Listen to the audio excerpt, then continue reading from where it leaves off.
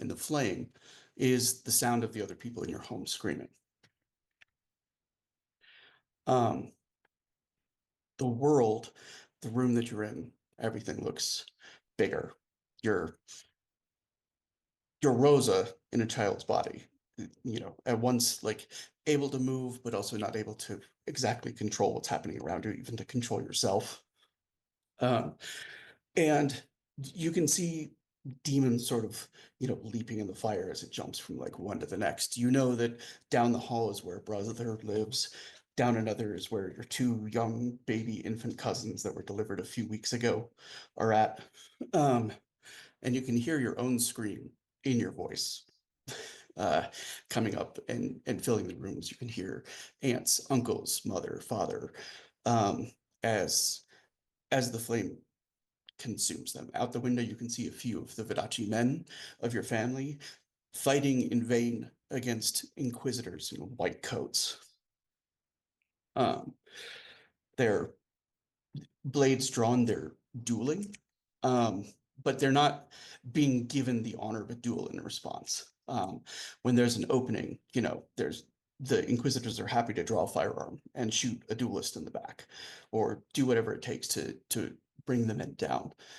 Um, and um, you hear shouting and argument, um, and then it sort of quiets for a moment. You can still hear the screams, you can still hear the pleas, you can still hear members of your family, begging, and the door to your own room is suddenly kicked in.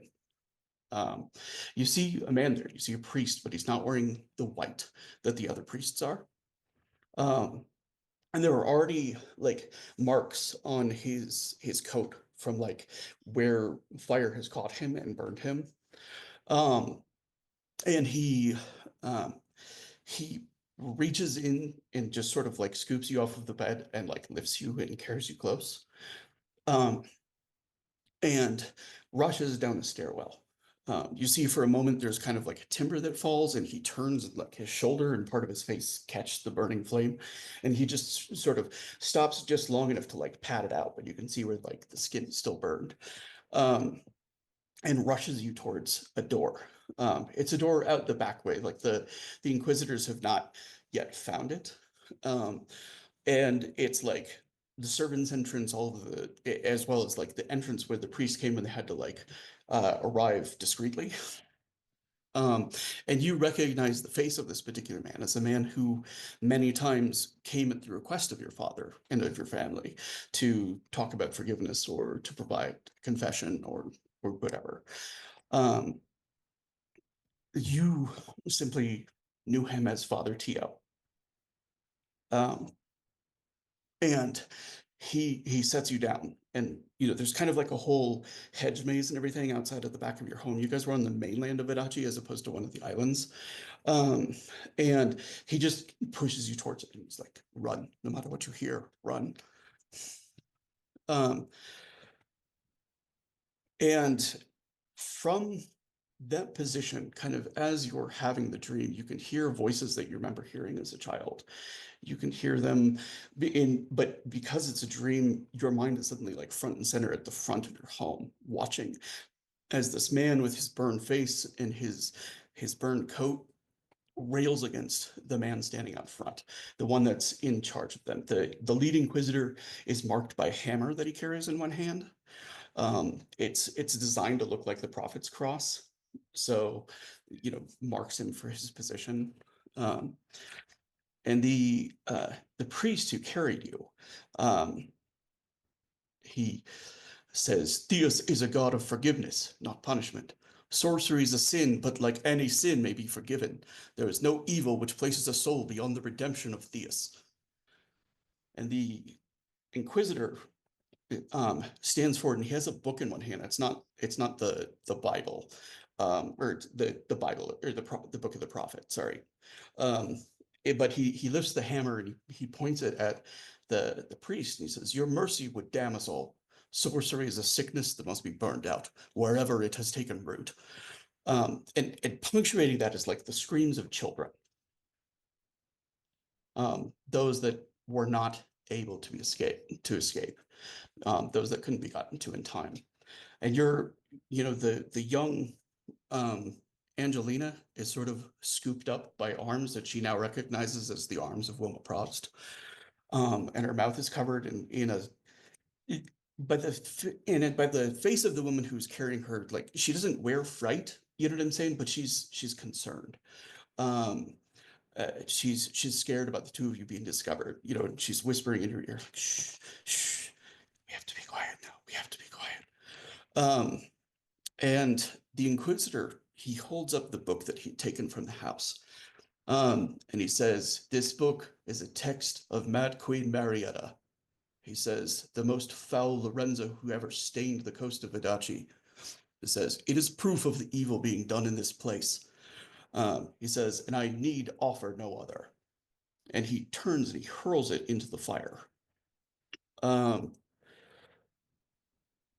and the book doesn't burn. Instead, black smoke starts to come out of its pages, but it's not curling off of the pages themselves. And for a moment, as a very young Angelina is looking back over the garden, she can see the smoke, and she can see within it two eyes that are black as jet, like a strega practicing sorte. And she hears a scream from the Inquisitor as his hammer falls out of his hands, and fate lashes rip out from the skin, and black tendrils mark his arm from fingers to elbow. Um, and that's when you snap awake in your home. So that's where we'll be opening tonight. I wanted to thank everyone for being here. We've got a bit of an unusual game tonight because we're just doing a solo game. But that gives us an unprecedented opportunity to do some real focus on one character and their backstory, as well as, moving things along with the story in the city. So I want to go ahead and give the chance for Sans to introduce herself and her character. Sorry to put you on the spot. I know. It's okay. No, no, no. I was trying to give you a little lead up.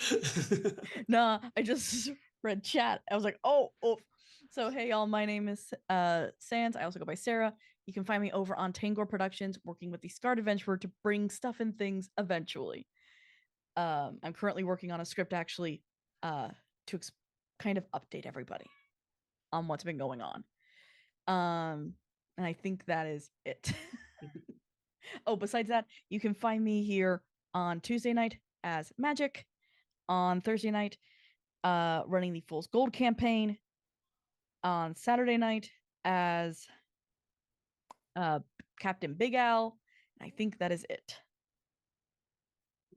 So I forgot to give credit where credit is due. So welcome to the Shadow of the Wachtturm, a 7th C first edition Let's Play set in the great lawless city of Freeburg. Our art is courtesy of Hero Forge, first edition 7th C, and Be Funky. Our producer is the wise, hilarious, and creative steward of Dirty 20 Gaming, Kevin, and our lore master for the series is beautiful and benevolent Syndra. Before we get started, I want to give a content warning. While the spirit of 7th Sea is swashbuckling adventure and shadowy intrigue, the story will deal with mature themes, including death, loss, suicide, and grief, and tonight, religious tensions. Eisen setting is recovering from a 30-year civil war over religious differences. It may get dark sometimes, and there's no shame in bowing out if it's not a place your head can go at the moment. So, in the ancient days of Numa, the great storyteller and philosopher Sarah's the Wiser once noted that an adventure can only begin in one of three ways: by death, by slur, or by letter. Begin without one of these incitements is folly, a debacle best described as an indiscretion, a dalliance, an escapade. But fear not, we begin tonight properly girded with a slur, the most dangerous of the three, and the most powerful.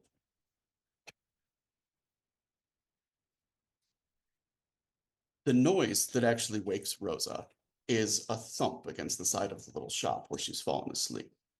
It's not her habit um, to sleep at the shop. She has her own place, but the night's events of the night before went pretty late. There was a very full meal and a long walk back home, um, and her shop was simply closer. Uh, the thump is of the sound of like something sort of like hitting the wall of the shop, which given that the marketplace it's kind of always busy, is like it's not unheard of, but it is definitely a stranger noise. And then there's sort of a wet sloshing noise that follows it thereafter, which is definitely not something you're used to hearing. Yeah, it's a. Is there a way that I can look but like not be seen looking? That makes Yeah, sense. I will allow you to make a quick stealth check. It's gonna be, we'll call it a target number 10.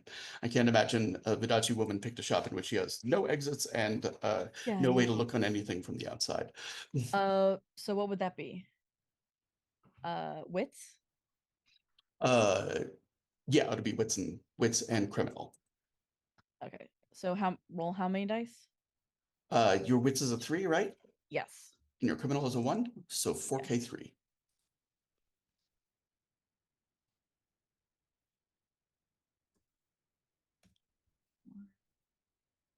Okay. 3. 38. So the person making all the noise is actually Tav, Tabor, the big Usuran. He's the one who rents you the shop. And it looks like he is taking a mop to the side of it. Okay.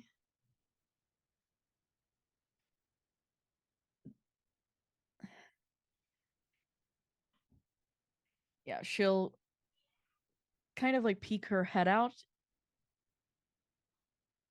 and just ya cómo está? Yeah, he starts a little. He's like, "Oh, I'm so sorry." He says, uh, Miss Rosa." He says, I was hoping to get this done." He says, "before you were in for the day." I st- uh, the sleep at the night. Work was long.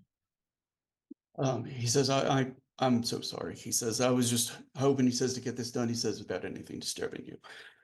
Um, and So you got a width of 3. So I'm gonna actually like, it takes a moment to kind of find a proper reflection in like the glass of like another nearby shop.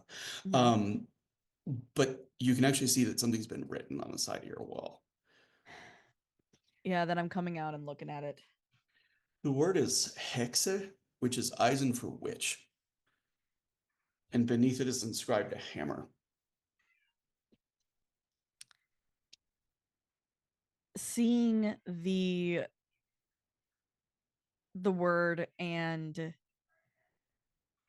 um the hammer makes her startle a lot more than the word itself. Because when she first sees the word in Vadachi, she says something. She's like ignorant idiots. What now? And then sees the hammer and she goes pale. Um, and he kind of uh, and Tobar, the user, and kind of like, it's just some kids being fools. See, they don't understand. It's all right. He says, "Once you go get some breakfast," he says, "I'll finish this up." Grazie, signore. Um, then he kind of like, he says, "they're not allowed here." He says, "The old Iron Prince, he didn't have many rules, but the Inquisition, he says, was one of them." So sorry. Often misunderstood. Um, and he just kind of turns and takes them up and kind of goes back. The marketplace, it's still early, you know what I'm saying? But there's always a couple, like the absolute worst people to haggle with are the ones who show up real early at the market. Mm-hmm. Um, and that's the kind of group that are there. And so most of the shopkeepers, they're in no particular hurry to open up for them. Um, uh, it's also the other groups that are kind of there real early are those who are collecting like leftovers. Plenty of the shops and stuff like that will have food that they'll have like thrown out. That it's kind of a tradition to keep it in different bins and bags than like the regular trash, so that when the desperate from the despair from the Versflung outside, they can just kind of grab them and move on with them. Mm-hmm. Um, it is that early hour in which, people are kind of getting ready for their day Yeah, after, she'll kind of just walk just to get away from it. yeah. One of the things that I really can't, that I really haven't described yet that I probably should, to the west of where the Marketplatz is, in another district, is called the Drachenheart, which is like nearby. The Drachenheart is itself a district that is largely oriented around one, the cathedral, and two, um, the like performance market that's there. There's like a kind of freewheeling, people will be doing improvised theatrical performances and small shops that mostly sell like food and nothing established. It's always things that you can sell just out of a cart, if that Mhm. makes sense. Yeah, it does. Um, but the biggest and most dominant structure of this part or this side of the river is the Draken Cathedral. The Draken Cathedral takes its name from the fact that it is made literally out of the bones of a Draken. Um, it is enormous. It's like, and most of it is made up of the rib cage, and the actual cathedral itself, like in between the ribs, there are walls built with like stained glass and images from the Book of the Prophet's Cross and images of all of the prophets themselves up in the windows.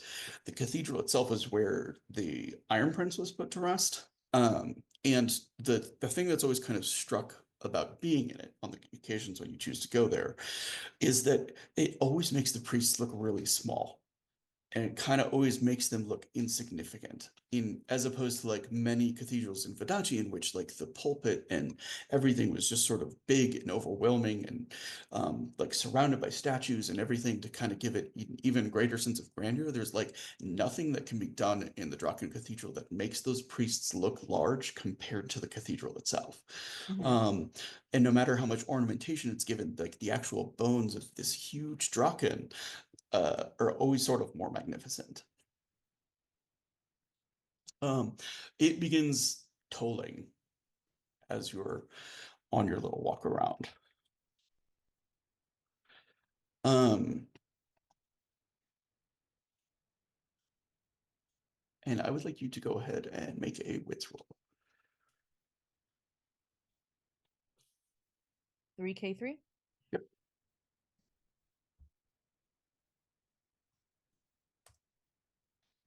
15. Um, moving amongst the crowd, for a moment, you think you see a priest with part of his face burnt. Yeah, that gives her reason to pause.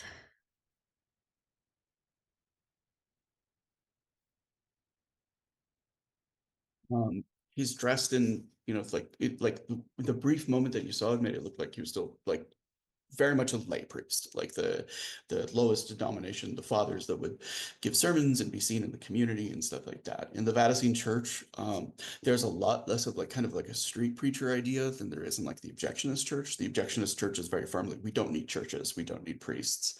So the those who are preaching in behalf of the Objectionist Church tend to be very commoner Mhm. and in everything about them. They take pride in it. Um, at the same token, like the lowest level of priesthood within the Vatican Church, they still tend to wear like full length robes and stuff like that. They're just very simple and unornamented compared to the bishops, archbishops, and cardinals. Mhm.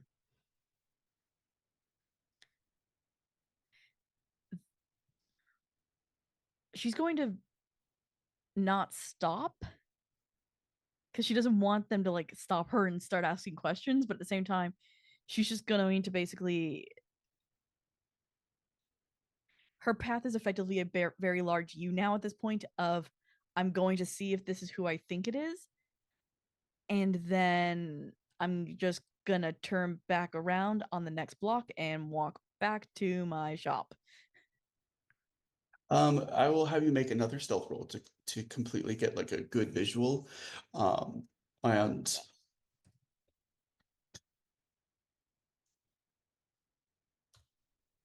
24.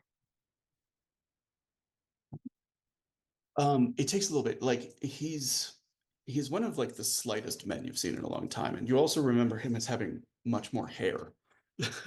He's gone like full bald in the time since you've seen him, but it's like it's the burn itself that is like the most distinctive thing. It kind of covers part of his face, and obviously it's not still like affecting his clothes.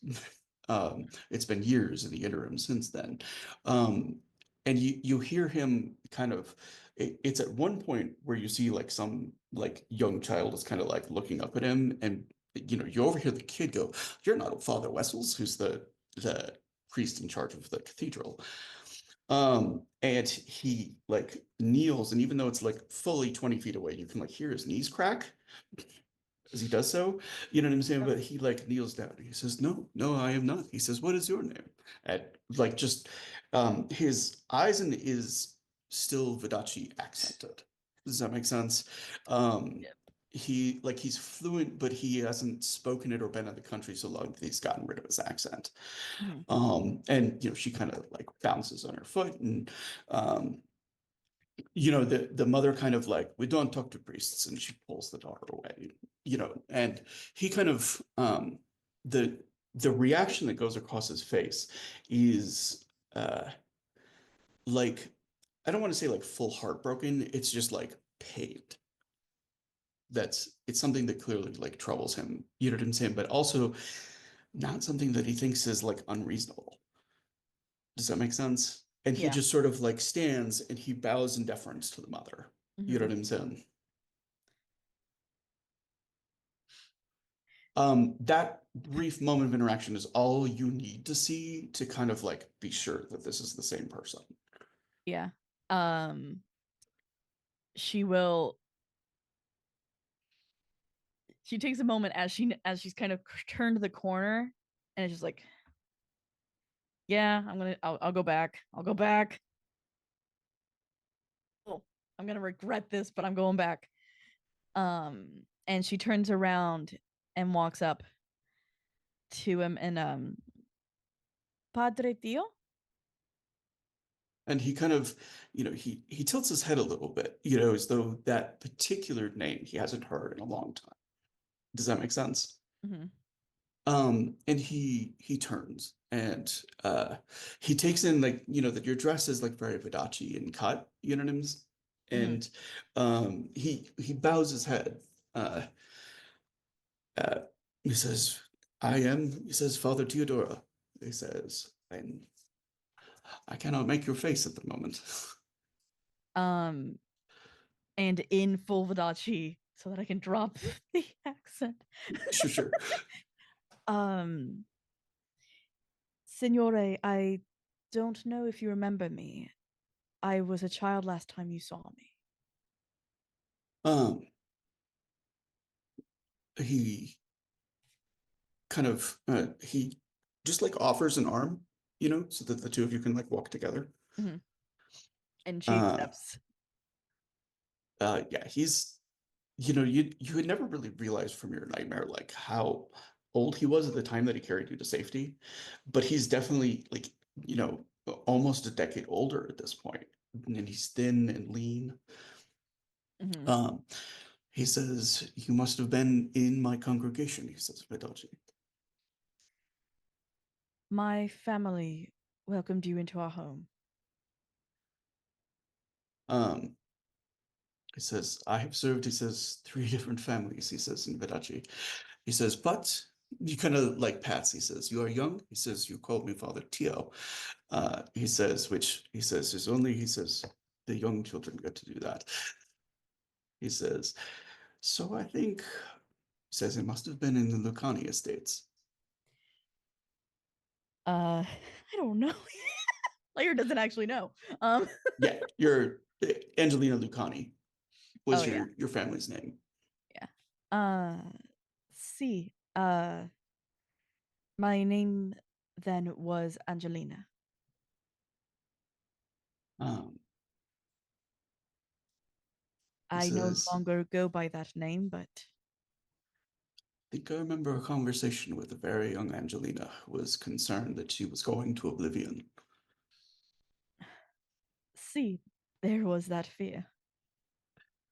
He says, um, I hope that your life has brought you, he says, to the path of priests who remind you that Theus is a god of redemption.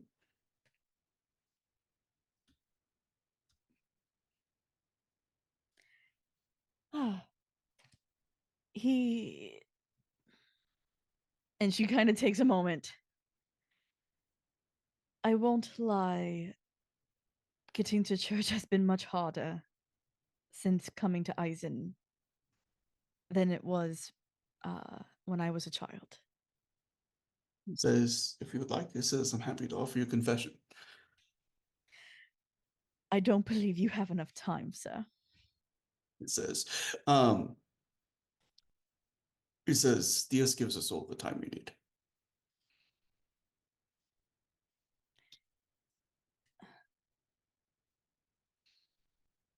I don't believe what I have done is wrong, sir. I will admit that.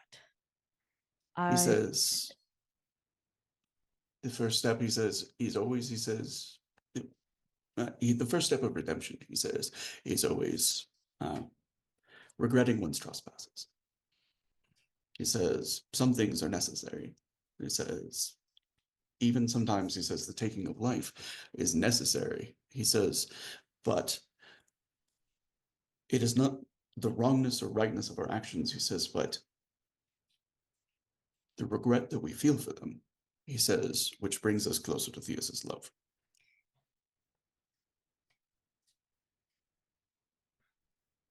well, You're I not ready don't. to confess. You do not have to. I will say it is not that I regret what I am. Being of different ability than others does not make me an outright evil. But what I use it for, helping others, giving them hope, does that make me evil? He says, the book, or he says, the Vatican is quite clear. He says that the practice of sorcery is evil. He says, but not sorcerers for their existence. He says, could you offer this inspiration to people, he says, without the use of magic? He says, possibly. It might be more Many, difficult. many believe I use my abilities when I never have to. And this whole time she's had her deck in her hands. Like she's always um I can't remember what it's called now, but shuffling it effectively. There we go. There's the word shuffling. She's always shuffling it. Almost of the Eisen need is a little bit of belief. He says, Eisen's belief is actually why I'm here. He says, it has suffered a great deal. He says, I am afraid it will suffer more. That unfortunately seems to be a possibility. And he says, and I am afraid that there are those who would rekindle past hostilities here. I worry it's already happening. He says, are you much familiar with the state of the Vatican here in Freiburg? No, just of the dangers of outside forces. Um, I saw a place, he says, that offered, he says, both coffee, he says, and small little cakes, which looked delightful.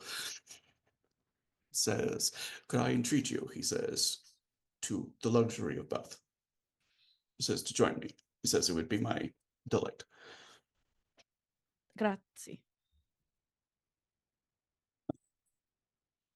Yeah, and you actually like cross the bridge out of Riverfront and up into the Philosopher's Stone. Um,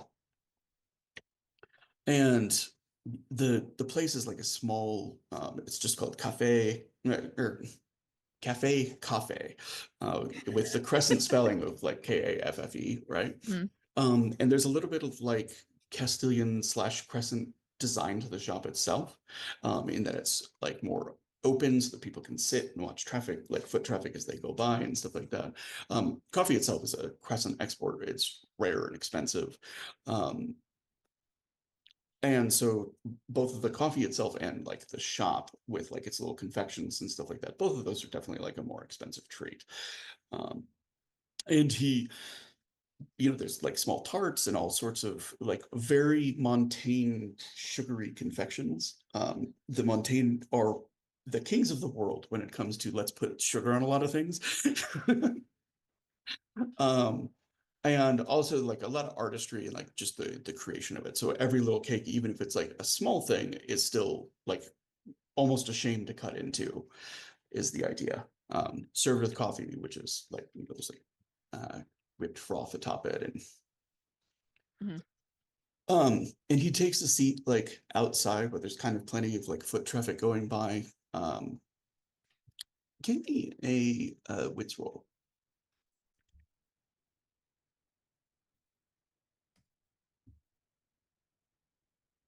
And 3. 12. Okay. Yeah, you don't quite pick up what's going on. You just sit with him, and he kind of like sips of the coffee and immediately makes a face and like dumps cream and sugar into into it. But um,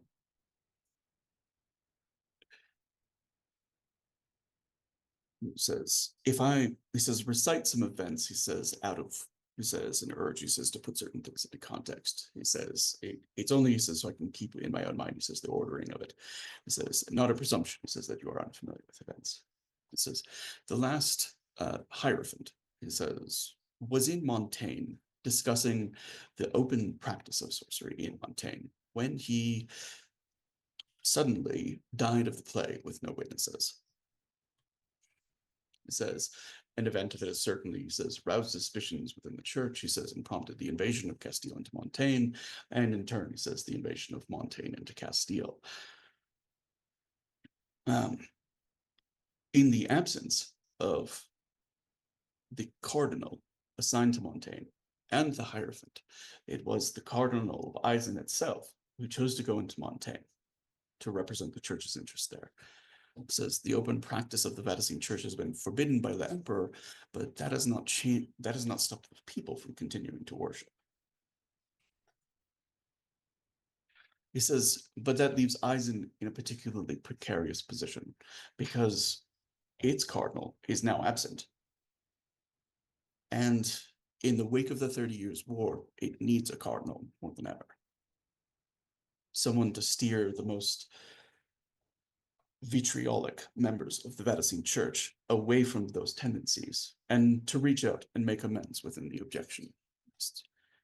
It says, I have no authority, it says, to act in his stead in Eisen.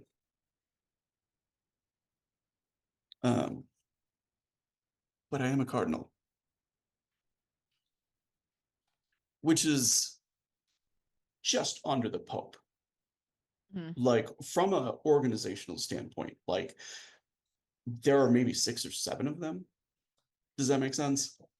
And they're like extremely big deals. The fact that he's here and he does not look like a cardinal, he's wandering around in like the lowest sort of clothing of like a member of the church and a priest. Like you wouldn't be able to tell on the street the difference between him and Father Wessex, Yeah. like rank wise.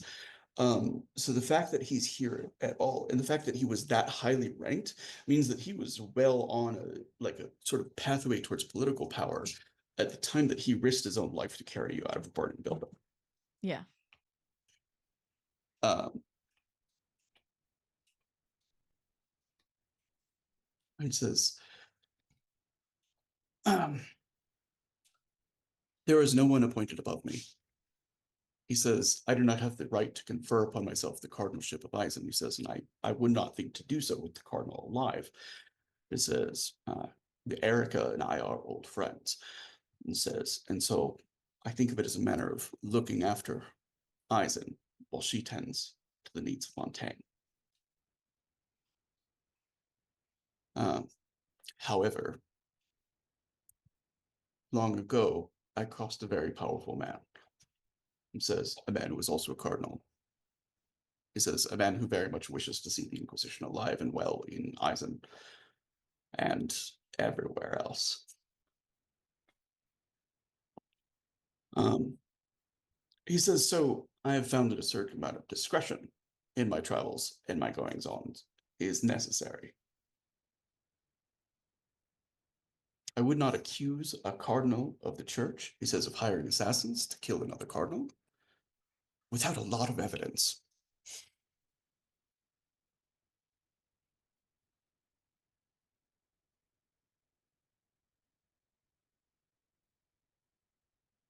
I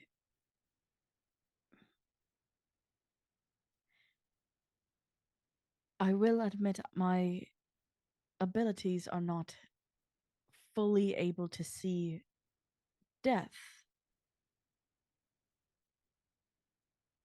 I cannot see that yet. I would not wish to know if you could. Of course. Says there is a gift, he says, in mortality.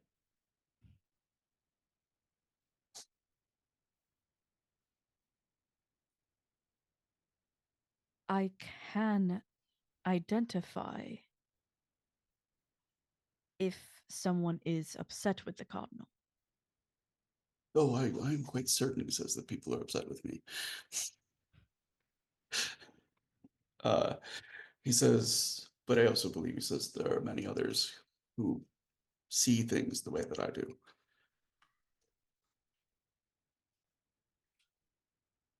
I know what you are offering to do.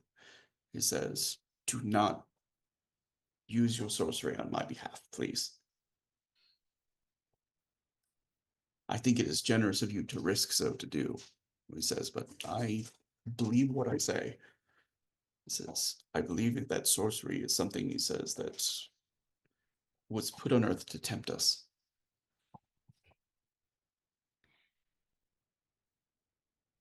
There are, I won't lie, many who believe what I do to be evil.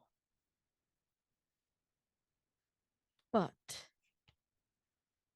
I will also say there are plenty who come to my shop for me to read pretty cards and, you know, make them feel better about their life choices. There's nothing wrong with giving little hope. Um,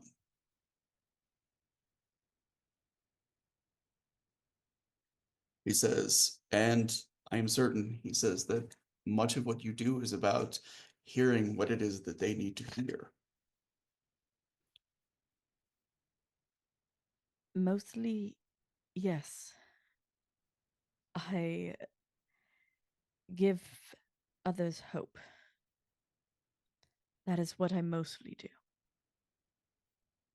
There are very rare times when others asked more directly for my abilities.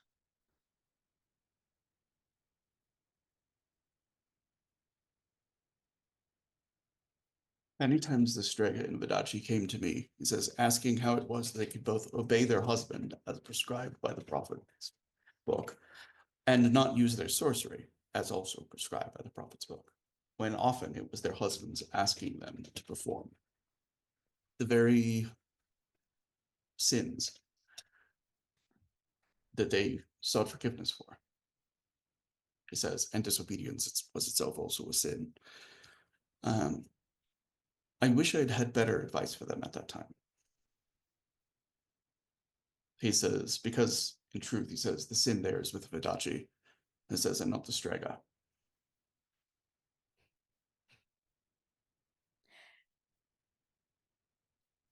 Vodachi had as I've seen from the Eisen, a grand many of sins. There was a reason the head of the church there's never want for lack of business for its many years that it occupied the church, or that it occupied Vidachi. Um, I am glad to see a familiar face here. Well, half of one at least. The mask is, well, for my own protection. I did not leave that night without scars. Um, then he kind of, brushes his finger down his own. He says, I understand. And I wish I could have spared you them. Signore, and she kind of reaches out and touches his hand. Without you, I would have burned in that building with the rest of my family. I thank you. Says, I am glad for it. Says, I bear many regrets about that night. He says, not least of which was that I couldn't have stopped it from happening.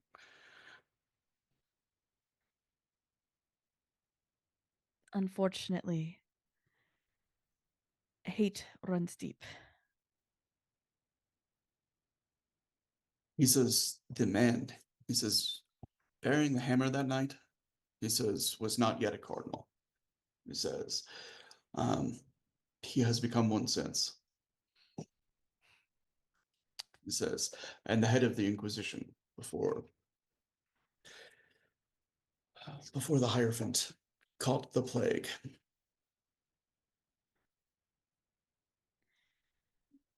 I, unfortunately, had not seen that hammer outside of my nightmares until today.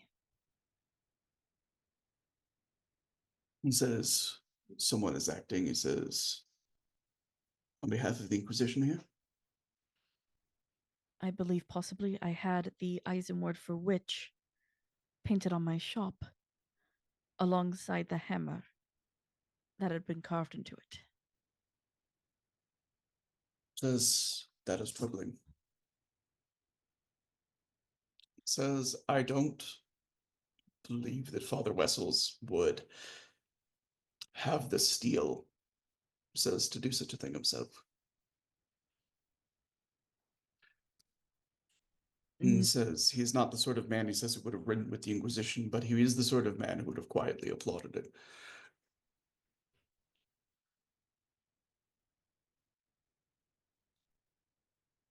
I'm not surprised. Um, but part of the reason that I am here, he says, is to make sure that men like him lose ground.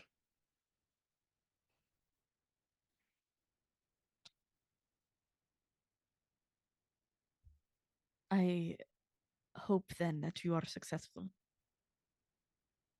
So as well.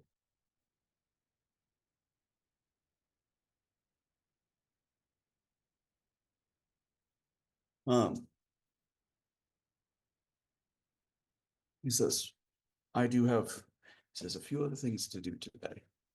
He says, but you should let me know where I can find you. Um, and she actually will, using tricks from Criminal, it's technically not magic, but she kind of produces a card with Rosa Nix's name shop on it that I don't know yet. I haven't made it yet. Fair enough. And just gives it to him. Um, yeah, he takes it. There's definitely like a little, like almost like childish smile, like the, making it appear on your sleeve kind of thing. Um, like he knows well enough to know that it's probably not a feat of sortie. Yeah. Does that make sense? That doesn't mean he doesn't appreciate the magic of it, so to speak. Um,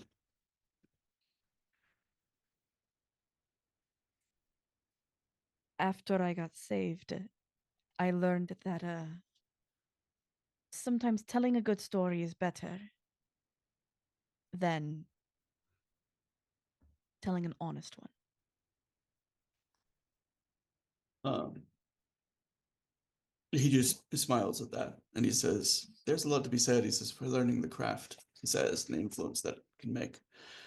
Says, "I think sometimes all the influence that I have wrought in this world comes down to my ability to tell a story the way that I want it to be heard." That seems to be the strongest way to people's minds and hearts, telling a good story.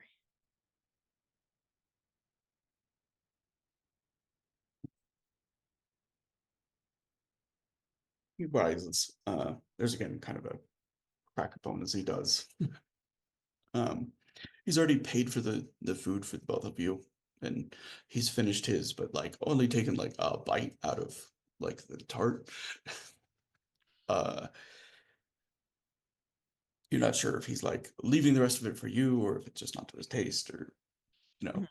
or if he's just only allowing himself so much indulgence, all told. Yep. um, he says, "I will come find you." He says, "once I am a bit more settled." He says, "I do need to take some matters as to my own personal protection." He says, "I look forward to speaking again, though." With you, uh, Father, uh, Father Dio. Um, and with that, Cardinal Theodore Siosa departs. Just a quick pause. That is the character who actually inspired me to use Siosa as my handle. So, um, so I guess it's like the reverse of a self insert. I don't know. Um, and so what are you doing with the afternoon? I mean, it's definitely a lot of So, politics happening that he's here at all. oh yeah. Um, She wants to go back to her shop, but at the same time, she doesn't feel exactly safe there now. So she's gonna kind of walk around, continue to see if anyone catches her eye for Signore Prost. um, there is actually like when you're near your shop, you're not like returning into it, but you do see that outside on the bench is sitting Zucker, the butler of Wolf. Oh, then I'll head over. Yeah, he rises and he's like, "Afternoon to you," or not afternoon, it's probably like midday at this point. He's like, "Midday to you," says Frau. Fraulein, I think, is a proper form of address for single women. He's like, "So good day to you, Fraulein." It is.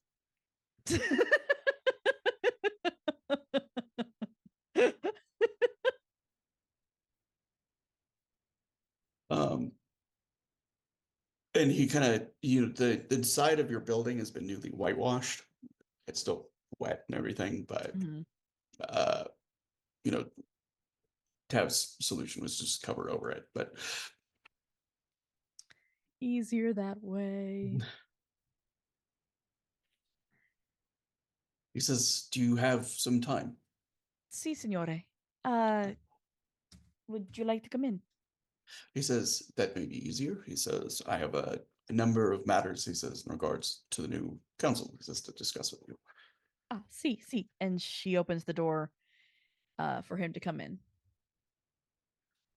Yeah, he comes in and steps inside. Kind of, you know, like looks around. He's got like that very like, "I'm keeping my hands to myself," even though this place is filled with like knickknacks and interesting things. You know, you've been gifted more than one thing by Tav. It's just like a hello neighbor. You know, have this strange thing to, you know, it just sort of fits the vibe of your shop. So Yeah. Yeah. Anything that Tav has given her is absolutely in that front window. awesome.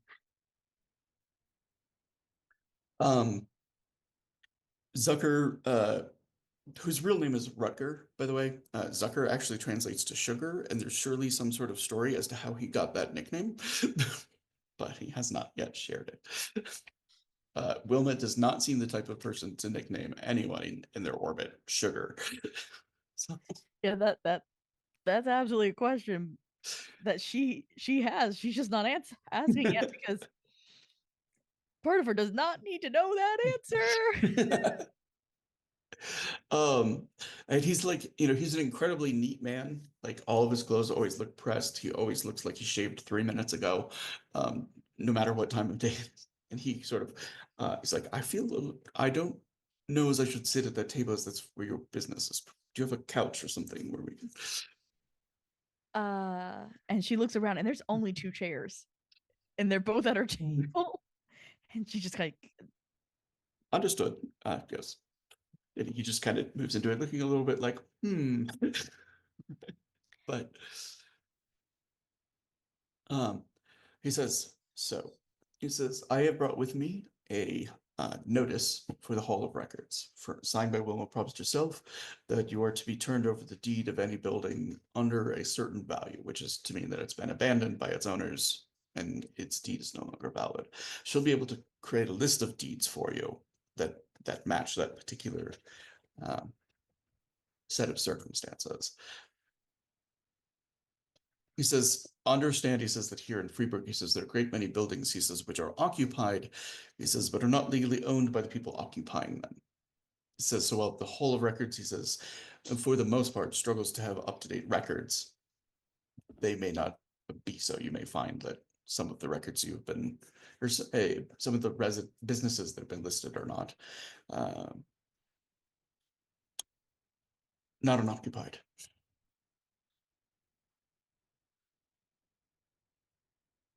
And he sets down the letter. And, honestly, a letter that's just like, here, exchange this for one deed somewhere in Freiburg of an unoccupied building is a huge deal.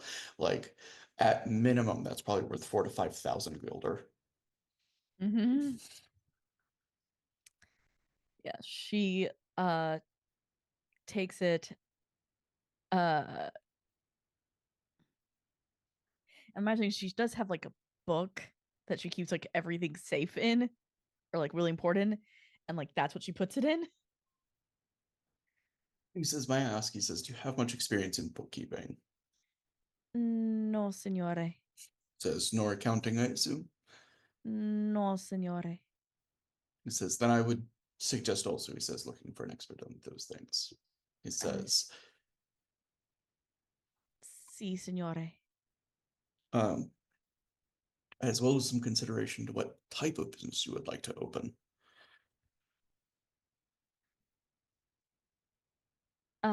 Signore, uh, signore habla verdade? Switch to Vidachi. So what you Yes. asked him? Yeah, he does, like, just easily. Yeah. I literally said, "Do you speak Vidachi?" Yeah, he'd been translating earlier during when you spoke to Wilma and you'd said some things in Mhm. Vidachi, so when she got it, he just naturally started translating so that everybody else there could hear. Okay. Um, I don't have much business knowledge, and the others I don't know about. um, and certainly he says all of this, he says, will require some preparation. He says, but going into it, he says, with an idea of what you are looking to establish, he says, it's going to require most certainly some legwork. He says, and who knows what you may turn up in the meantime while that happens. Uh, uh, if I understand correctly, um, the gentleman that was in blue was from. I want to get this right. Montague? Montaigne. It says Montaigne. Montague is the name of a noted general who serves on behalf of Montaigne. Montaigne. Um, and he was a swordsman, if I remember from what he was saying. By his pins, yes, he says, which uh, affords him some certain responsibilities, he says, as well as rights. A swordsman is permitted to duel in any city, he says, on behalf of anyone that's hired them. Uh, The gentleman in the brown, I believe, I didn't get any of their names, actually.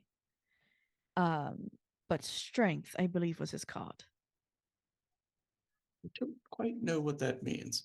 Uh, uh, he was of course the cards mean only thing to me. Um, he was a soldier. Yes, he says, the young man, he says, with the Panzerhand. This very large metal fist looking thing with spikes upon it. I believe so. And then the woman with the end, she starts to point to different areas because she's actually never seen a tattoo or a rune or anything like that, but until Runa. He says the one with the scarification. He says, Yes. She seemed to also be some sort of soldier, correct? From my understanding? I did not have the occasion to ask her. Um, When I saw her help somebody else, she seemed to be a soldier or some type of someone who has been on the front lines. She seemed unafraid of the injured and being hurt. uh, he says, I believe he says by name, he says those individuals were Gerard, Hans, and Runa, respectively. Jade, Runa, and Hans? Yes. Says the strapping one looks like a rectangle from the front. Ah, yes. I should probably learn those names. Um, he uh, he says one of the things he says I know of great concern to Wilna is the matter with Logan and the inheritance. He says I see. specifically that he has been named as the Iron Prince, and quite honestly, the only one who has any real shot of being recognized as one for Freeburg. Mm. He says, certainly I don't think there's anybody else, he says, that will get the city universally aligned around them. I don't believe Logan is in a place to either, but at least as far as the nobles and where they are concerned, he says there is some legitimacy and some precedent for him being named to the position, although it's extremely unusual.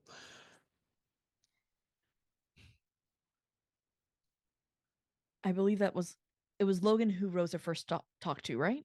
Yes, Okay. the one who was just like beside himself that Yep. the Trog had died.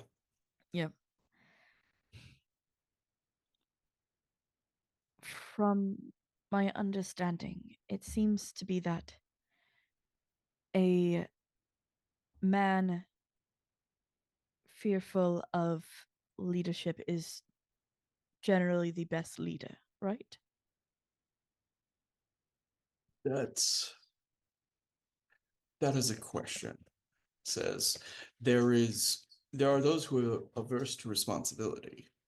He says, and then there are those who are tender with the reins of power. He says sometimes he says those things can be difficult to distinguish from one another. He seemed most fearful when I spoke with him. Fearful of I don't know what, but fearful all the same. I know that he has not made his customary rounds amongst the other nobles here in Freeburg. Says that in the 2 weeks since Trog's death, he has been locked away except for the rather disastrous public outing at the funeral.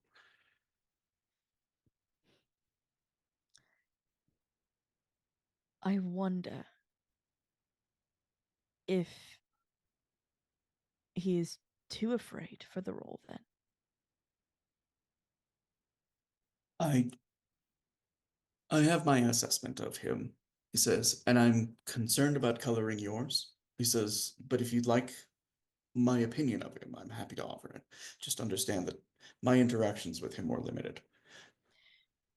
I met with him once as he came into my shop, fearful, holding a book and almost crying. That would provide, he says, a certain impression of him.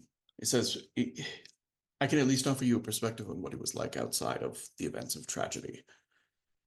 See, please. He says, I did not know, he says, until Logan had been in service to Trump for several years that he was the son of Eric Seeger. He says, the only son of Eric Seeger, in point of fact. He says, and disowned by him. Um, he says Logan was making his own way. He says he did not have the salary of a noble. He was working as a scribe. He says, and he was humble. His experiences did not grant him the arrogance or anger that many young men in his place might have had. He says, and in Trog, he found something that I think worship is the best word. He says, there were many who insinuated that the two of them were intimate. He says, I truly don't believe so. I think Logan would have been so in a heartbeat if given the opportunity.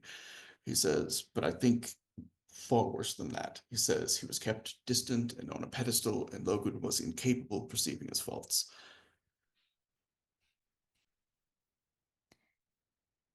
A young boy's crush. Um, he says, and for days, weeks, months, he spent transcribing Trog's thoughts.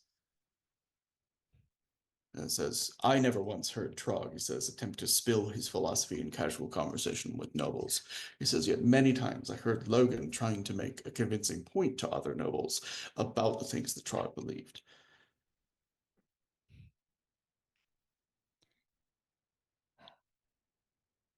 He was truly smitten, wasn't he?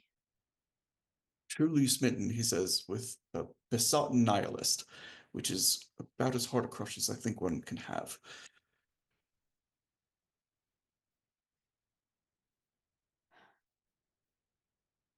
That makes his behavior then much more understandable. I had thought he had lost a loved one. He certainly loved him.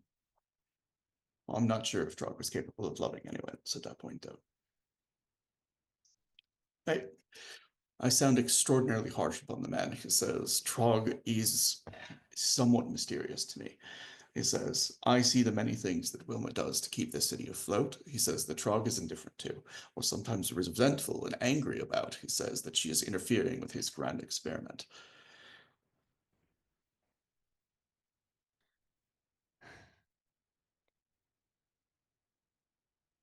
I did not know Drog.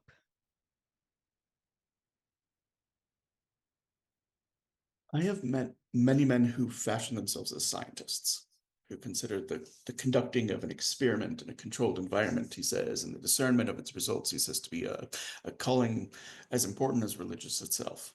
He says, and at one time, the Vatican Church even prescribed the same thing, that the mysteries of Theos were made in the world for mankind to discover, he says, and so gain a greater understanding of Theos himself.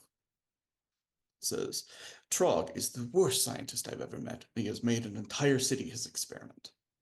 He says, and through it he hopes to divine the truth of Theos and the truth of Legion. He says, and whether mankind, he says, is evil or good.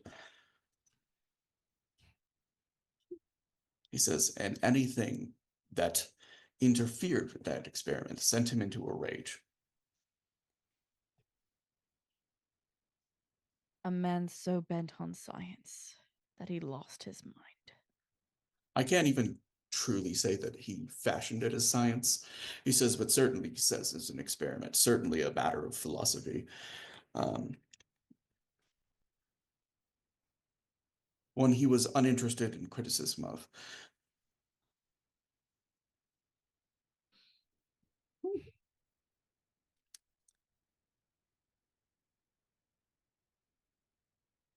Outside of finding a location for us, is there anything else Miss Signora Prost needs us to do? Needs me to do? Nothing imminently, he says, but as somebody who has spent the last several years tending to the needs of nobles as they come and go in the city, says I can offer some advice of my own. Please do. This is Wilma very expertly courts outside nobles and their wealth to provide a stream of income into the city to help pay for necessary services. Things like sewage, he says, and imports of food, and he says waterworks, these kind of vital necessities for the a few places, he says, for the destitute, he says, to get fed.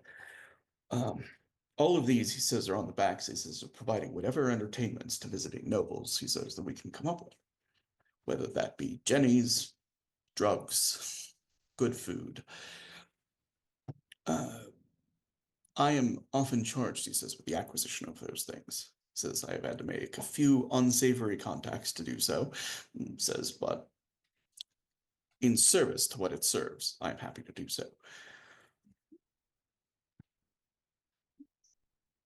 I would say that in courting the nobles of the city, remember that the nobles that are here in the city have no actual appointments of land.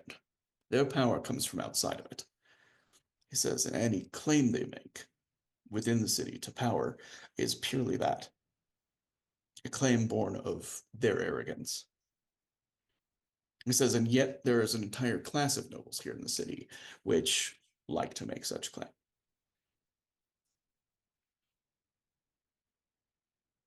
Very true. He says, beyond that, he says, I would say there are four powerful organizations in the city. Says outside of the nobles, there are those who consider themselves citizens of Freiburg. It says established and respected, and who bank largely upon their respect. Some are liked, some are feared.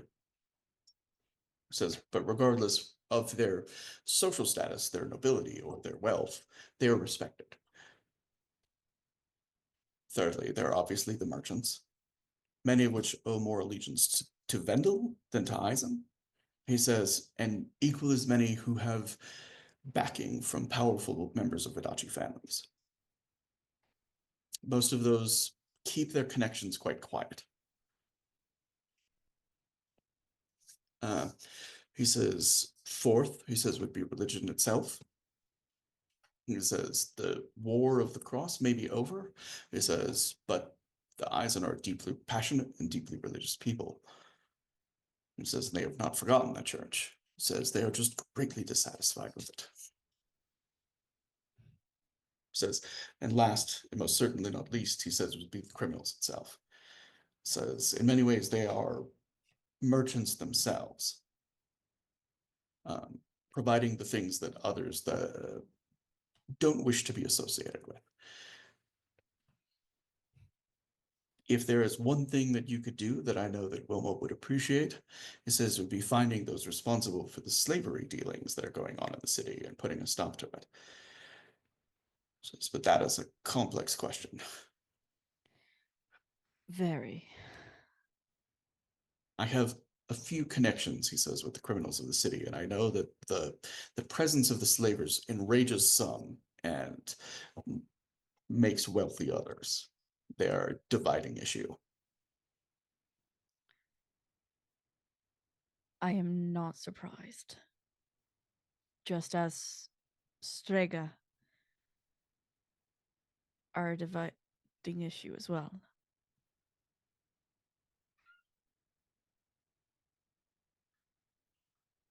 Um,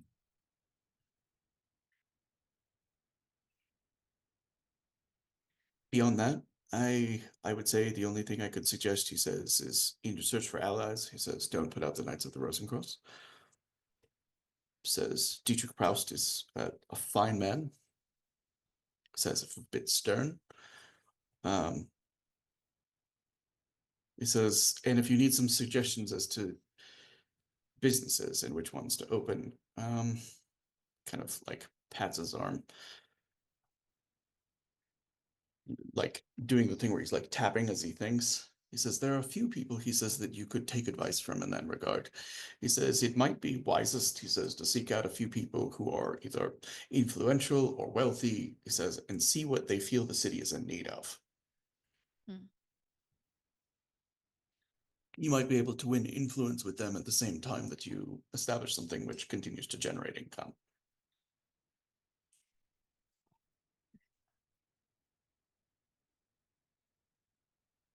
This may sound random, and excuse me if it is. Chat needs to go away because back Kyle. Um What do you know of the Hierophant falling ill? Scuttlebutt for the most part. It Say says that. I understand. Scuttlebutt. I'm sorry. It says gossip hearsay. Uh, Um, he says, I know, he says, there are many Montaigne in the city. He says, who are happy to talk about it and defend the, the emperor and many others who are from Montaigne who are happy to place the blame at the emperor's feet.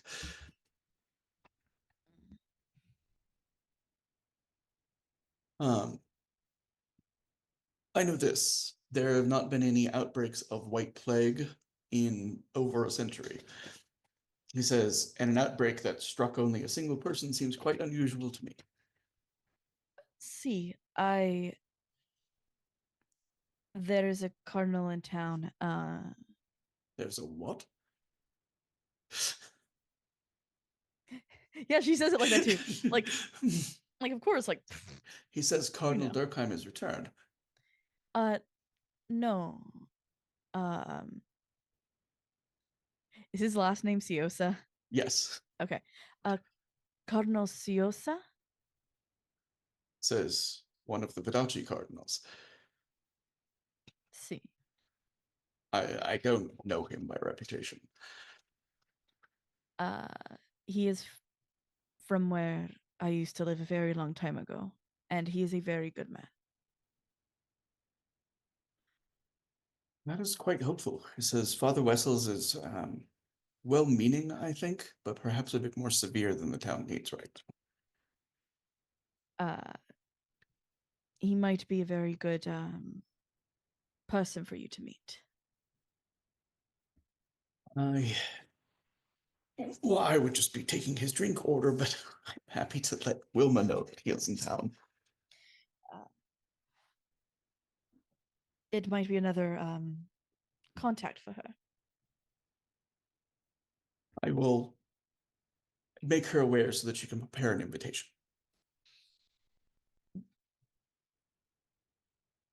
Uh, I just found out he was in town today, actually. He says this is still very valuable information to be relayed.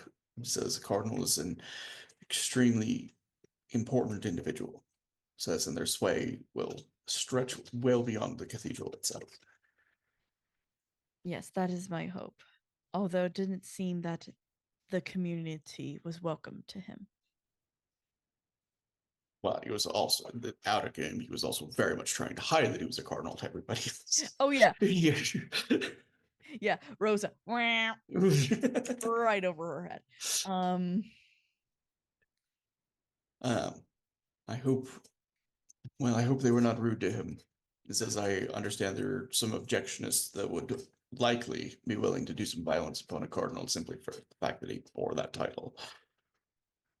I he was not dressed like one, but he did, I guess, as you could say, try to help the community in his own way. I have never known a cardinal afflicted with modesty. Intriguing.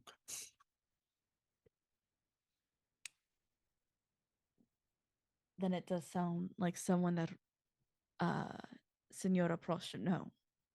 Absolutely.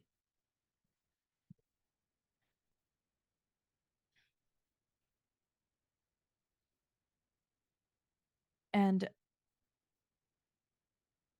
are there any families I need to stay away from? Any that are, unfortunately, to say, against those like myself? Uh, he says, any that would be offended, he says, to speak to a sorcerer. That is actually quite difficult for me to say. He says, I know that most of the Montaigne who come in and travel through the city, he says, are not offended, he says, by sorcery in any way. Um, Many feel that it should be practiced more openly. There are probably a few Eisen traditionalists, both sides of the Vaticine and the objectionist divide, that might be concerned about it. And certainly he says there will be zealots in the ranks.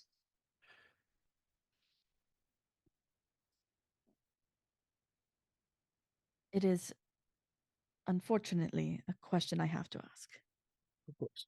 I would say this. He says, be careful about the open practice of your abilities in the city. This is not Charus. And she motions to her mask. See, I wear this because it is beautiful. Uh, and it hides the scars I got as a child, but it also helps me for me to practice more discreetly. Um, I have a question. This is out of character. Hmm. So Rosa has a trained spider. Does she keep it on display in the shop or is it at her home? Um. Oh no, it's probably on her. Huh. So just every so often you'll just kind of see it like creep up onto her shoulder, and then like disappear back. Um, yeah, there is kind of like a point where you realize that like Zucker is actually watching her shoulder and realize that her spider has kind of escaped. I don't know where the spider disappears to in its off time. But My guess is she has probably a bag on her that she always keeps, and that's just where it goes is into there. um Sorry. yeah, and Zucker kind of like far from being like creeped out or anything like that, he just seems like relatively fascinated by it. Um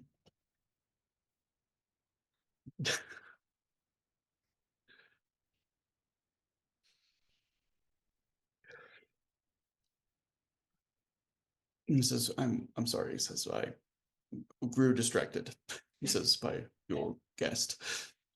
Oh, ocho. Sí, Ocho? señor. Yes.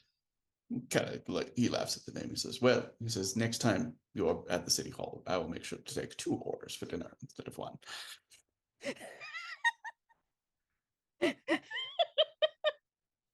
Chad is currently fighting about who's getting distracted by chat more. Um, Sorry. all right, we're both not looking at chat for a little No, bit. no. Chat, go behind the play screen. Sorry. um, so he says, is there any other advice that I can offer? That is it, signore. You know where to find me if you have anything else that you're in need of. Sí. Um, there is a stipend, he says, to go with the record of City Hall that will be necessary for the establishment of a business of some kind. Um, I can look to see if there are any experts in business that a meeting can be arranged with, if you like, or you can Uh, make such Grazie. arrangements on your own. That would be very helpful. Um, he kind of looks thoughtful for a moment. He says, there actually may be something, he says, that you could invest in. He says, immediately. He says, a business that I know firsthand, he says, does not have the appropriate records and has not been able to acquire them. He says, but they are quite successful. It's just, they are, well, some people are offended. I seem to be good at that. He says, and if you're willing to bear the burden of that offense, you might find a very grateful business.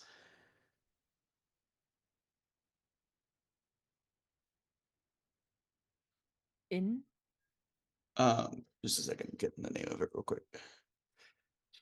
He says it's actually here in the riverfront. He says the Schaefer House, he says, does not, its records are not in order. And you've heard of the Schaefer House. It's kind of like it's a playhouse, but it's you just know that its reputation is that it's like not a good playhouse, but it's super popular. You've never actually been to one of the shows, so you're not quite sure what the issue is. But it seems like people either say very good things about it or very bad. Mm-hmm. Does that make sense?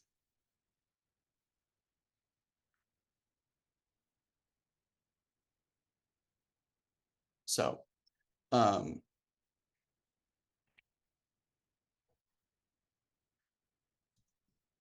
and after, some more goodbyes, he'll depart. Hmm. It's a relatively short walk. It being a playhouse of a kind, it'll have, performance that evening. Um, the there's always like a play card outside showing like what's performing. Does that make sense? And um, they're actually performing an opera that you've heard of. Okay.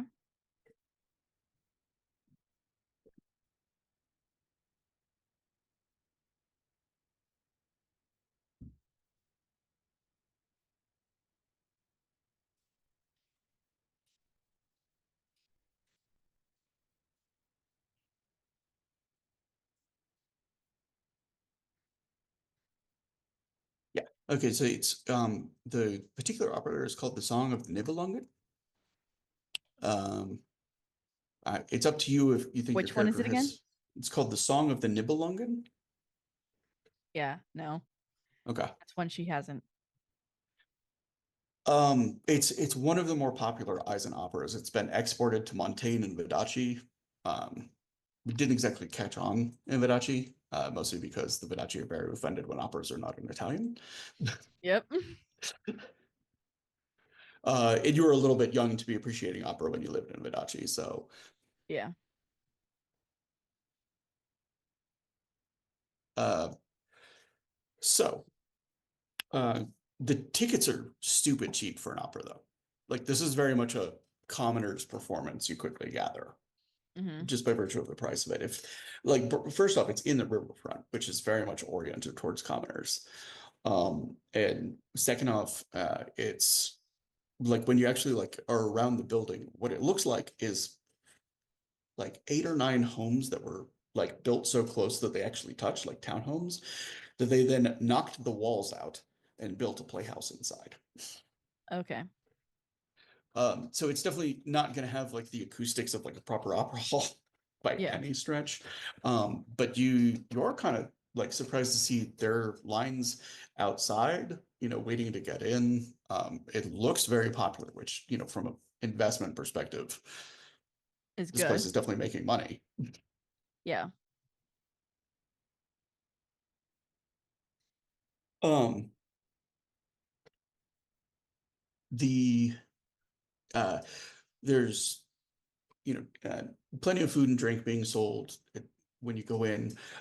There's definitely like a certain giddiness in the air of like people very excited, and there's all sorts of uh, big like hand-drawn posters and whatnot. One of the very first things that you get straight from the start is that you know enough about the Song of the Nibelungen to know that it centers around a young man who's trying to win the love of a noblewoman. And the central sort of he's not a knight, he's a peasant. That's sort of the central crux of like the story, right? Hmm. But is instead of being depicted as a man, is being depicted as a very buxom woman in sort of armor, great sword, etc. Right? Yeah. The playhouse quickly quiets down. It's like very raucous. Like they're just cheering before it even gets started, and when the opera starts, it takes about 5 minutes to realize that they have converted one of the most beloved operas of Eisen into a burlesque show. My face is literally Rosa's face. You're by far not the only woman in the opera house. Does that make sense? Like Yeah. there are plenty of people, like plenty of women there cheering and laughing, you know what I'm saying? And plenty of the performers who seem to like note the really embarrassed members of their audience. Does that make sense? And are happy to like move off the stage. They are fully like singing and doing the opera. They are not top tier singers. The actual What? main performer is pretty good. You know what I'm saying? Like, could probably make it as a secondary character in a real opera house, but here is definitely like main character standard, mixed with the fact that, they're stripping and dancing the whole time. Um, every single character in it has been gender swapped to be female. There are Mhm. no like male performers. It makes the like cat calls during the scene where like the peasant is professing his love to the noblewoman. First of all, it's a dance where both of the performers are half naked. You know what I'm saying? So it's got a very different quality than the sort of propriety that you would expect in the situation. Um, Yep. and and you can see why like there are some reservations about purchasing the place. Does that make sense? On the other hand, the audience is eating it up. Mhm. And the performers themselves are very good. They're very enthusiastic. Like, I mean, they're good, but they're not going to win awards anytime soon. Does that make sense? Like, they've never Yeah. really been sort of like, and the acoustics in the place are fucking terrible. Like, it's a bunch of houses. It was turned to an opera house. It was never meant to be this. But the writing is incredibly creative, and the choreography is very good. Uh, I mean, maybe or maybe not to your character's taste, but for what it is, it's innovative. Um, And it's obviously entertaining. it's very entertaining. It's very entertaining when the peasant is so like the overall story of it is like a peasant just trying to woo a noblewoman. She says, I can only love a noble. He says, well, that's it. I'm going to become a noble. I'm going to go impress the Nibelungen and then get sent out on like three impossible tasks and it accomplishes that. Does Mhm. that make sense? And then comes back and is given Dracheneisen, and then the noble and the peasant, he becomes a noble by virtue of being given it by the Nibelungen, and they're in love and live happily ever after. Mhm. Um, it is a lot raunchier, a living happily ever after that you would see in any other performance. Yep. Um, at one point it's kind of like grabbing her by her bridal veil and then putting her on a shoulder and carrying her off stage. Yeah. So, but it's definitely unique and it's probably something that could only exist in Freeburg. Yep. I just have to call from chat. Lori was like, "It's definitely a happy ending."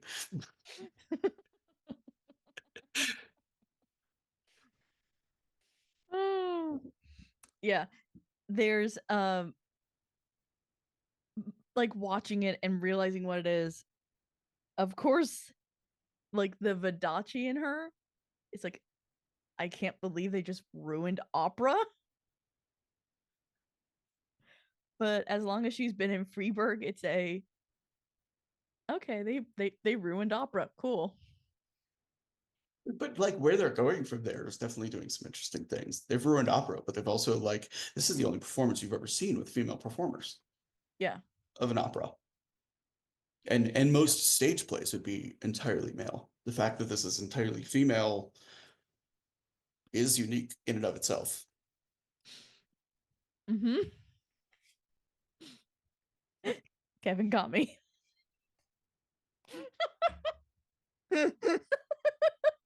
The pole dance of the Valkyries. Yes, okay, that one got me.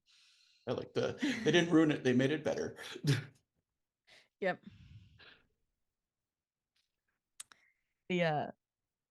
But no, I was not she's not expecting this. So at the same time she's like, okay, and it's doing well. So this might be like a really good idea for us because it's not the worst. And she can see why it's controversial. There are nobles who would probably happily buy this establishment just to burn it down. Yeah. And she's kind of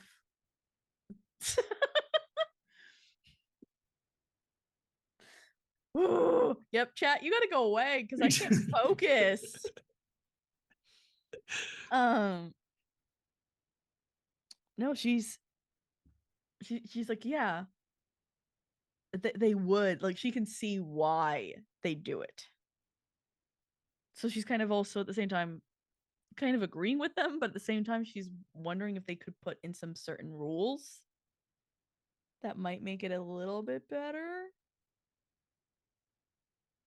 The things that would probably most improvement is really training for the singers and the dancers. Yeah. Like there's moments where there's sort of amateurishness, like very much shows. Hmm. Does that make sense? Um, the surprises are how well done is like the score. Does that make sense? That it's been Okay. adapted and stuff like that. Like there's clearly some very talented musicians that are working with them. And struggling despite the circumstances and the terrible acoustics and whatnot, and like making it work. Because bear in mind, like there is no recorded music. This is a live pit, you know what I'm saying, with a Hmm. composer that is doing everything.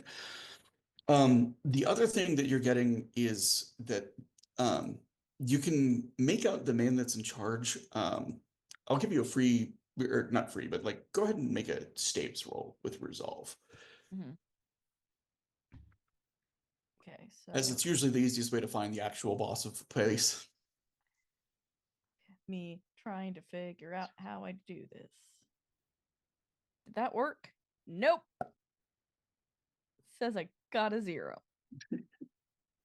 Nope. Yeah, I think you still got to go with the. Your Resolve's a 3, right? And your Staves is a 2, Yes. so it's 5K3. 5, 3, 20. All right. It doesn't take too long to kind of narrow it down. Most of the performers and whatnot have very low band staves, car or staves threads to one man who appears to, like from your perspective, looks to be sort of like the repairman, stagehand, technical person. Like he seems to be doing most of the physical manipulation of the stage and things like that. And you're guessing that he's probably the one keeping the place literally from falling down because just by a quick glance, it looks like when they took out all those walls, they might have removed a load-bearing pillar or two and like have since put that pillar back up because it's like it's clear it was removed and then replaced. And there are some places in the roof that are concerningly bendy. Hmm. Okay. Yeah, she'll walk up to him. Uh, yeah, and like the show is kind of like just breaking, you know what I'm saying? One of the performers who had like made a point of flirting with you while on stage and doing her role just because you were actively blushing, you know what I'm saying? Does like sort of blow you a kiss from the stage before disappearing, but the man if you'll give me just 1 second before I name one more person Adrian by accident, I'm gonna look up his name real quick.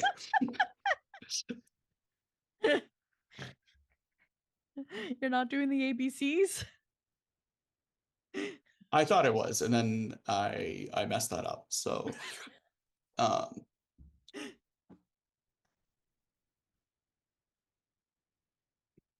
I gave you a list of names.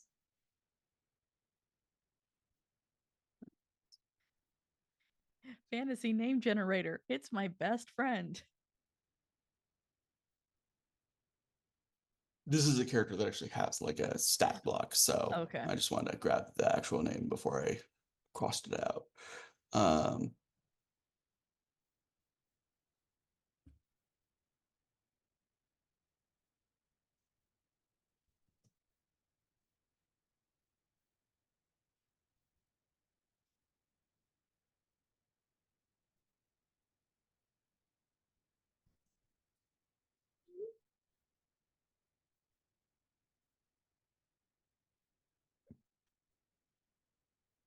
um his name is he takes a hand and um he says, Burn. He says, what can I help you with? Signore, you owner, Oh, that's a whole sticky mess.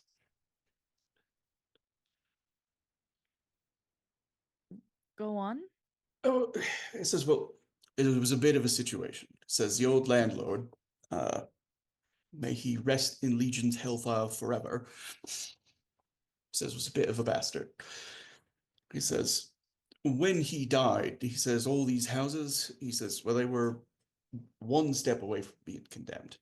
He says, and the folks, he says, living in them, he says, they elected to sell. He says, real cheap. He says, but the problem is they didn't exactly have the right to sell because it wasn't their place in the first place.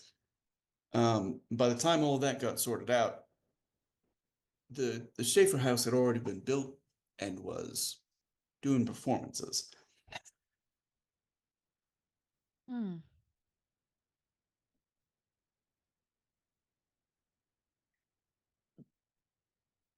He says, now in Freeburg, possession is, 9/10 of the law from what we understand. I see. So you are owner? Proprietor, caretaker, sometimes stage builder, depending on what we decide to put on that week. I see. He says, I was a carpenter. He says, I'm the one, he says, pretty much keeping this place from falling in on itself. He points to like the columns. He's like, I didn't do that. I mean, I didn't chop them out in the first place. I built the repairs, but Uh,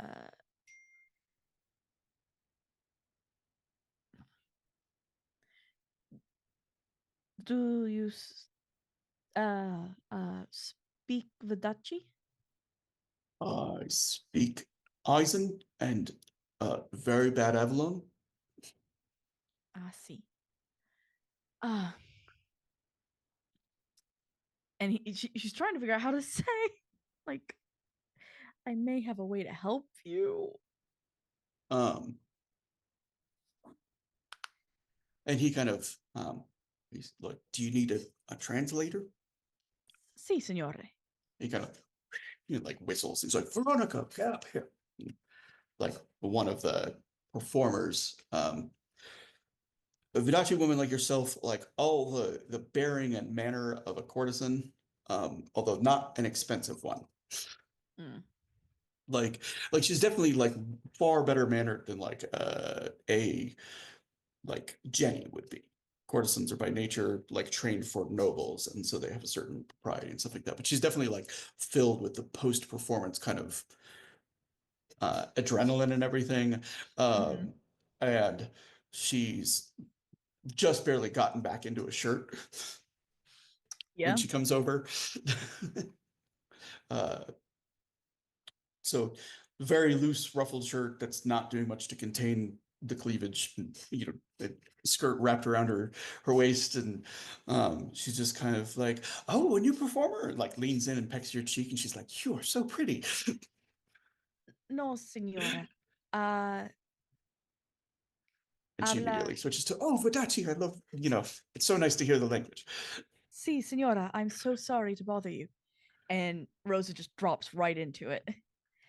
Are you able to tell your boss of a deal I might have? Um, she says, I could, what's the deal? I may have someone who is willing to buy the theater to keep it running. Um, she says, and you're sure? There's been a few people who've made offers, but their offers weren't sincere. This is sincere. Um, and she kind of like she turns and she switches to Eisen. You speak Eisen fluently, so you understand every. She's conveying Yeah. like she says she has a buyer who might be interested in keeping the playhouse and keeping it running, et cetera, et cetera. And he kind of for somebody who called himself the proprietor, he clearly doesn't seem to consider himself like the owner because it's like, well, we have to talk to the conductor, we have to talk to the director. I can't make that call on my own. We want to meet with the person and make sure that they're sincere. And we likely need a contract, to make sure that they're going to stay employed by the Schaefer House. You can make a wits roll, and I will let you choose performer or criminal. They're both kind of applicable here to gauge his sincerity. Yeah. I'm gonna go with performer. Okay. 20. Okay. This guy is not doing it for the money. he's actually just sort of like fallen in love with the place and the performers and stuff like that. And like he would probably actually be better off just doing his carpentry because there's plenty of work in the city and this keeps him much busier than it should. And you don't actually get the impression he takes as much of the profits as he could. Mm. She sorry. No, you're fine. She uh back to the woman. I understand that I may sound crazy, but the group I represent is very serious. Um, she kind of like, if I can be so rude, he says, "Are you a spokesperson for them or just a part of a group making a decision?" I um I'm the person that they send out first. Um, she looks back to Braun and she's like, "Is it okay if I give her a tour?" He's like, "Yeah, that's fine." It says, "Oh, I'll let you know the good, the bad, and the ugly." Um, and she kind of quickly like starts leading the way. She's a bit on the tiny side, um, still, kind of like zooming with energy and everything. Uh, you okay? Yeah. Okay. Do we need to do an intermission at some point or? I'm okay for right now. Okay. If you let me just ask. So we've got about like 15 minutes until we'd be at the 2 hour mark. We can close early if you want. I know it's been a very intense like one-on-one session. So Yeah. is that gonna be okay with you? Yeah. Okay. So yeah, she starts leading you through the place. The entirety of it is like it's old houses, you know what I'm saying? And like the houses weren't built to be particularly sturdy in the first place, but that's most of the riverfront. Like there's just not a lot of like high quality craftsmanship. You know what I'm saying? But on the other hand, it also means that like making improvements or expanding something or whatnot will be fairly easy. And if this is to become a headquarters in which you guys are kind of like discussing things and stuff like that, um, there's no beating the amount of foot traffic this area gets. Yeah. You'd be able to get in and get out without ever, as well as a potential, while humorous and body, like voice piece to the common people. Yeah. Um, the building itself needs work. Like there's like immediate work in the sense of like not having it collapse on itself. And there's more to like long-term work in the sense of like we could actually improve the acoustics. We could provide better seating. We could, maybe get some lights and the sort of normal things that a theater would have. To make it For look really nice. the things that they have a lot of, they've clearly got a fairly expert tailor who's either like in employ or um like, sorry, I don't mean expert, I should say enthusiastic, because there are lots of costume changes. There's a lot of creativity done with what they have. It's very much sort of like the vibe of like a local community playhouse that is loving what they're doing, even though it involves boobs and nudity. You know what I'm Yeah. saying? Like, um, and one of the weirdest things for a Vedachi woman is to see like another Vedachi woman that does not seem ashamed about her body is strange in and of itself. Does that make sense? Yeah. It's very, I don't want to use the word awkward for Rosa at the moment, because if you look at Rosa's clothing, it's she is covered from wrist down. Like even she has a long high collar neck. It is all covered. So to have her next to someone who is barely dressed, the yeah, and a mask on top of it all. Um the fact like she is covered head to toe compared to this other Fadachi woman who's almost not covered at all. Yeah, and you guys sweep through rooms where like they're doing costume changes, they're changing into the civilian clothes, you know what I'm saying? Like for some of them, they're just going to be slipping into something ordinary and slipping out and going about with their lives. You know what I'm saying? And they don't get a lot of like recognition. In one part because nobody's really looking at their face. Yeah, that's useful. In another, there's sort of that like actor's mask, you know what I'm saying? Of like when you're on stage with different lighting and really in character, it's harder for people to just look and see the ordinary person when Yep. they're just buying apples at the market, you know? Um, so they don't seem to have a lot of like sort of concern about that. Yeah. Um, the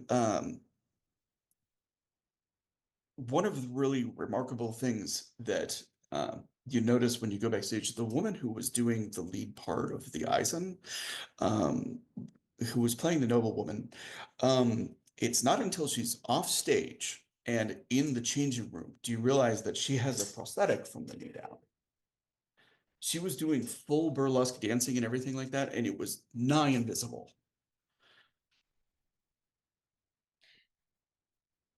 Um, so to the woman giving her the tour, uh, she'll just say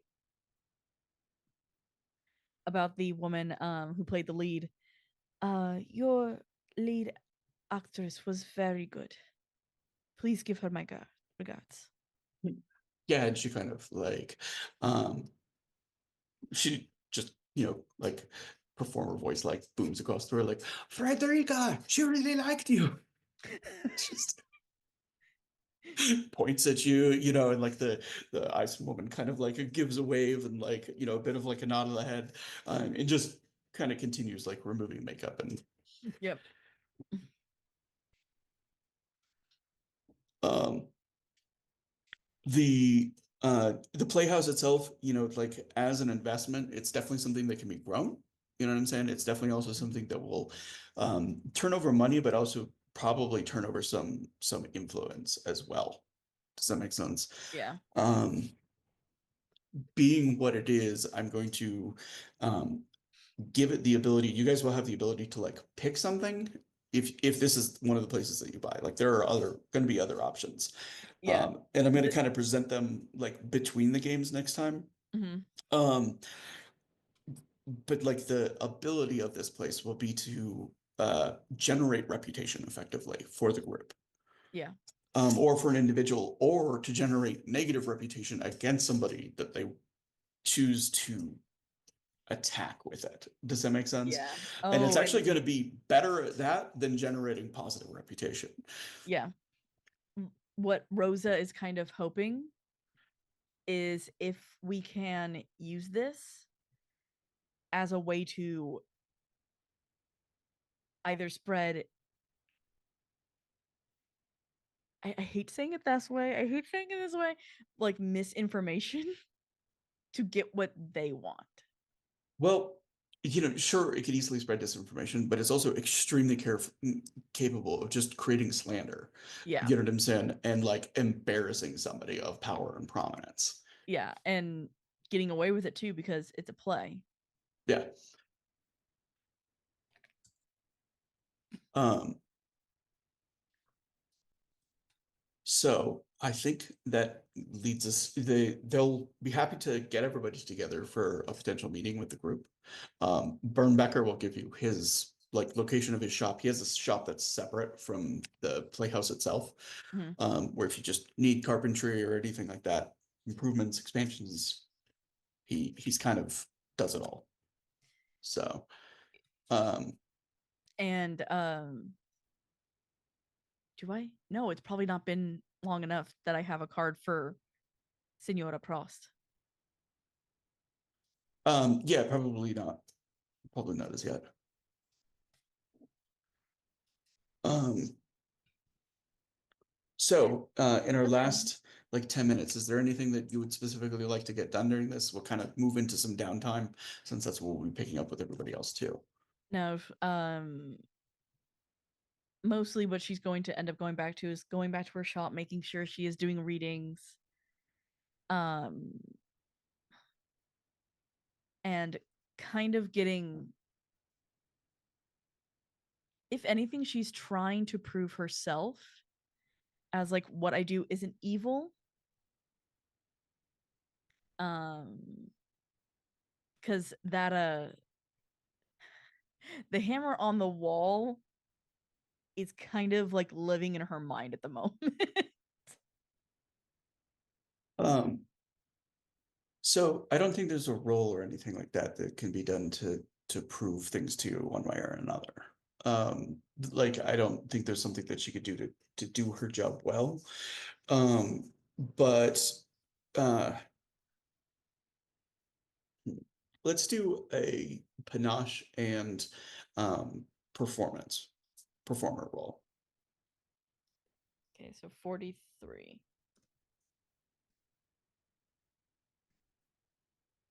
19. Nice. After rolling 2 20s in a row. That's you leave with some happy customers at the end of the day. You know what I'm saying? But like there is a sense of maybe dissatisfaction. Does that make sense? One, you've had better times. You've moved people more, and you're kind of aware that like there's a lot distracting your mind right now. Yeah.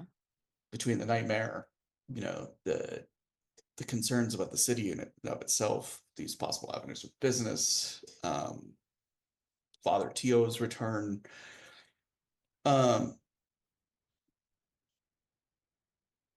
The that night as you settle into sleep, the you come back to the image of like the floating smoke above the book that refuses to burn.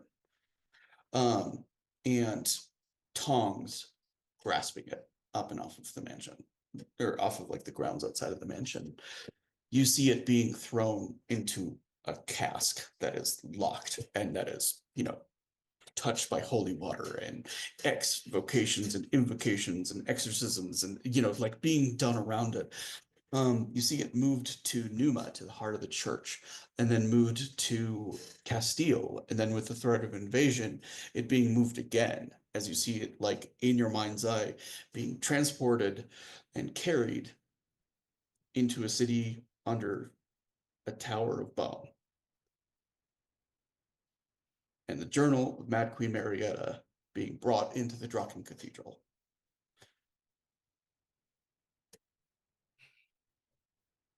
And that's where we'll drop our curtain for today. Weird thing, first time I pulled a card all night. As you're talking about moving things, the Chariot. Well, thank you everybody for coming out. I know it's a different sort of session than ones that we've done in the past, but I was really excited to get to do, like a solo adventure. I hope you enjoyed it as much as I did. Do you want to do another shout out or where to find you or anything? Are you good? Yeah, just come find me over on Tangor Productions. Eventually stuff will come out. Eventually. And hopefully I'll start streaming again. Eventually. And you can find me on the Discord. I am averse to social media, so you'll find me at the Discord or at Ciosa Host here on Twitch, or not at all. So I just wanted to say to everybody, especially, in the times that we've had, it's been a rocky little bit. And I think it's more important than ever to stick with the mantra of Dirty 20 Gaming, which is to be kind to one another. And if you can't be kind, be nice to one another. So thank you very much. And we'll see you next week. Night, y'all.